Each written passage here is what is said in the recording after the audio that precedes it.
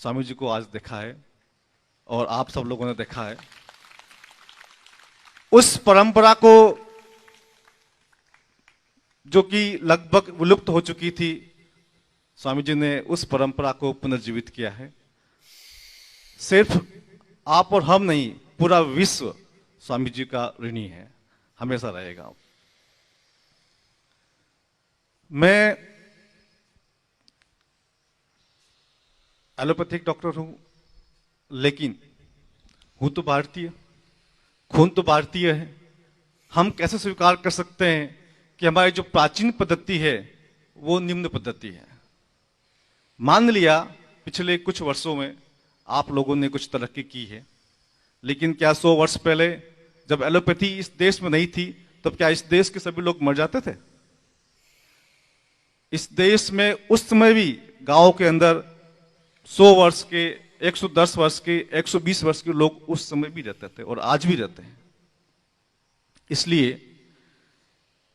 जब मैं देखता हूं कि एलोपैथिक डॉक्टर्स आयुर्वेदिक डॉक्टर्स को निम्नतर मानते हैं या योग को, प्राणायाम को उनका मजाक उड़ाते हैं, तो मुझे ये बात सहन नहीं होती है और मैं उनका खुलकर विरोध भी करता हूं। इसलिए जब आइए मैंने स्वामी जी के ऊपर कुछ बात कही तो मैंने उसी वक्त उस बात का प्रतिरोध भी किया। आयुर्वेद के अंदर लगभग सभी बीमारियों का इलाज है। ये जो एलोपैथिक है, इसमें जो ड्रग माफिया कंपनी है, उन लोगों ने ही ये पाठ्यक्रम तय किया है। जो हम लोगों को पढ़ाया जाता है, वास्तविक रूप से ये पाठ्यक्रम किसी वैज्ञानिक ने, किसी डॉक्टर ने तय नहीं किया है। जो वैश्विक षड्यंत्रकारी जो ताकतें होती हैं, जो खास तौर से जो ड्रग माफिया होते हैं, वो ही तय करते हैं। एक डॉक्टर जो होता है, जो एमबीबीएस करता है, वो अपनी पुस्तक पढ़ता है, उसके पास इतना समय नहीं होता कि वो जांच कर सके कि ये सही लिखा है या गलत लिखा है। जो कुछ बुक्स में लिखा होता है उसी को हम मान के चलते हैं कि ये बुक में लिखा होता है। दो छात्र आपस में डिस्कस करते हैं, अगर यहां ये लिखा तो सही है या यहां नहीं लिखा तो सही नहीं है। लेकिन जितनी भी वेस्टर्न साइंस के अंदर आजकल, पहले की बात अलग है, हो सकता है 50 साल पहले, 100 साल पहले वो थोड़ा ठीक तरीके से काम कर रहे होंगे, परंतु वर्तमान समय के अंदर जितनी भी रिसर्च होती है, ये रिसर्च फंडेड होती है। रिसर्च को फंड किया जाता है किसी कंपनी के द्वारा, वो कंपनी उसको फंड करती है और उसके अनुकूल उसके नतीजे आते हैं। वही दवा बनाने वाली कंपनी, और वो ही फिर पाठ्य पुस्तक में बताया जाता है कि ये वाली दवाई इस बीमारी में काम आएगी। साइड इफेक्ट होते हैं तो उनको छिपा दिए जाते हैं, बताए नहीं जाते हैं। बाद में मालूम या बताते हैं तो थोड़े से बताते हैं। हाँ, थोड़े बहुत बता दिए, जो मेन साइड इफेक्ट को छिपा दिए। ऐसे हजारों लाखों केस दवा कंपनियों के खिलाफ अमेरिका में, यूके में, कनाडा में चलते आए हैं और चलते रहेंगे। और दंड भी मिला है, 10-10, 20-20 हजार करोड़ के जुर्माने भी हुए, 10-10, 20-20 हजार, 50-50 हजार करोड़ के जुर्माने हुए। इसलिए निसंदेह हमारी पद्धति श्रेष्ठ थी, श्रेष्ठ है, श्रेष्ठ रहेगी। लेकिन कुछ हम गुलामी की वजह से, कुछ वर्तमान षड्यंत्र की वजह से हम लोग पिछड़ गए हैं। अब स्वामी जी सामने आ चुके हैं और ऐसे बहुत सारे लोग योद्धा तैयार कर रहे हैं, तो आने वाले समय में पुनः योग को, आयुर्वेद को विश्व स्तर पर स्थापित करके एलोपैथी के जो साइड इफेक्ट है उनको कम करने के लिए आयुर्वेद को और योग को प्रमोट करके, नेचुरोपैथी को प्रमोट करके हम पूरे विश्व के जनसंख्या का जो शोषण हो रहा है, जो आर्थिक शोषण हो रहा है, जो उनका शारीरिक शोषण हो रहा है, उसको रोक सकते हैं। ये बड़ी बात है।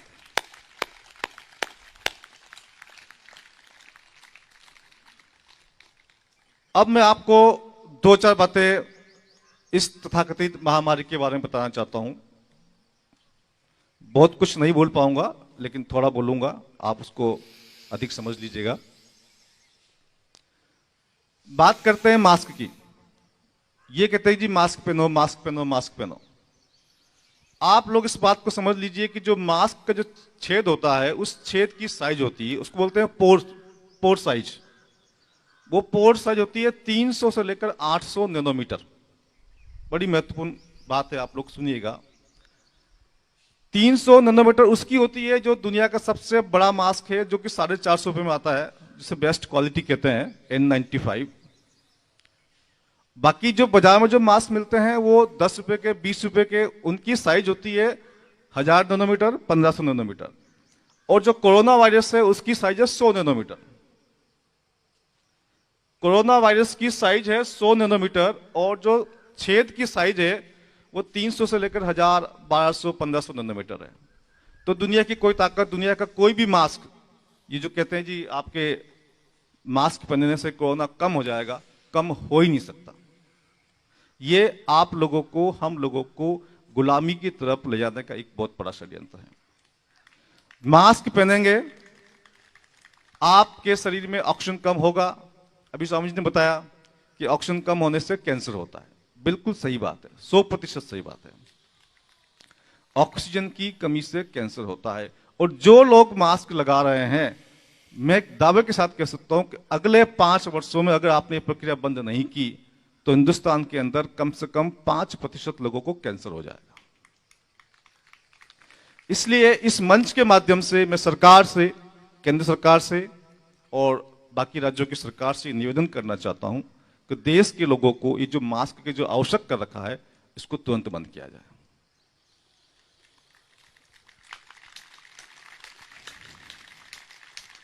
दूसरी बात, ये जो हम लगा रहे हैं सैनिटाइजर, कुछ लोग तो 5-5, 10-10 मिनट में लगाते हैं, कुछ लोग तो कहीं भी जाते हैं, बैठते हैं तो कुर्सी के ऊपर लगाते हैं।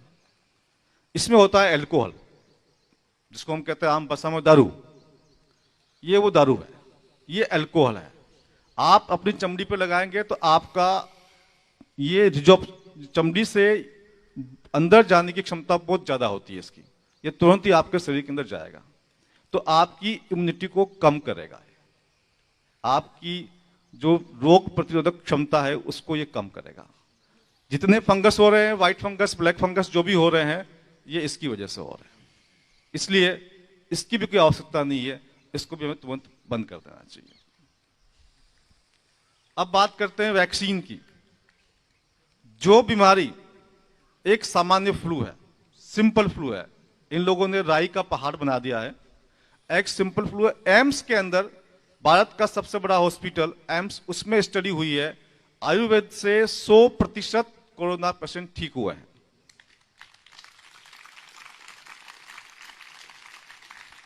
आयुर्वेद से 100% कोरोना पेशेंट ठीक हुए हैं। जिस बीमारी का 100% इलाज है, मैं नहीं कह रहा हूं, एम्स की स्टडी कह रही है, जिस बीमारी का 100% इलाज है उसका वैक्सीन क्यों? उसके वैक्सीन की कहां आवश्यकता है? और आप और हम देख रहे हैं कि अखबारों के अंदर, मीडिया के अंदर पहले ही दिन से बीमारी के बारे में बताया जाता है। लास्ट में एक लाइन आती है कि वैक्सीन नहीं आया, वैक्सीन नहीं आया, वैक्सीन नहीं आया। यह वैक्सीन उद्योग दुनिया का सबसे बड़ा उद्योग है और करोड़ों, अरबों, खरबों रुपयों का इसमें व्यापार चलता है। उससे ही बड़ी दुखद बात यह है कि दुनिया की तमाम सरकारें, मैं किसी एक सरकार की बात नहीं कह रहा हूं, दुनिया की तमाम सरकारें जानबूझकर या अनजाने में इस षड्यंत्र में शामिल है। अभी अभी कल एक न्यूज मेरे पास आई, तेलंगाना के मुख्यमंत्री ने कमेंट किया कि मीडिया इस बात को बहुत उछाल रही है, मैं तो पैरासिटामोल खा के ठीक हो गया कोरोना से। तो कहने का मतलब यह है कि आप छोटी सी कोई दवाई लेंगे जो आपको बुखार की होती है, खांसी की होती है, जुकाम की होती है, उससे आप ठीक हो जाते हैं। यह 100% ठीक होने वाली बीमारी है। ऐसी में आपको वैक्सीन की कोई आवश्यकता नहीं है। पूरे देश का संसाधन, पूरे देश का धन, देश केंद्र सरकार का और राज्य सरकार का सारा धन बर्बाद हो रहा है। इस बर्बादी को हमको बचाना है। आप लोगों के माध्यम से, यदि आप मेरी इस बात से सहमत है तो निश्चित तौर से एक बार हाथ उठा के बताइए कि आप सहमत हैं। आपका मैं बहुत बहुत धन्यवाद दे रहा हूं। क्योंकि आप लोग इस बात से सहमत है तो आपको हमें मिल करके अपने देश को बचाना है। देश गुलामी की तरफ जा रहा है। ये मेडिकल माफिया और दूसरे माफिया मिल करके हमारे देश को फिर से गुलाम बनाने का षड्यंत्र रच रहे हैं। इसके पीछे बहुत बड़ी ताकतें हैं, सभी ताकतों का नाम लेना संभव नहीं है, लेकिन फिर भी हम सब लोग मिलकर प्रयास करें तो देश को पुनः बचा सकते हैं, बर्बादी से बचा सकते हैं, गुलाम होने से बचा सकते हैं और स्वामी जी के सानिध्य में रह करके फिर से देश को विश्व गुरु बना सकते हैं। धन्यवाद।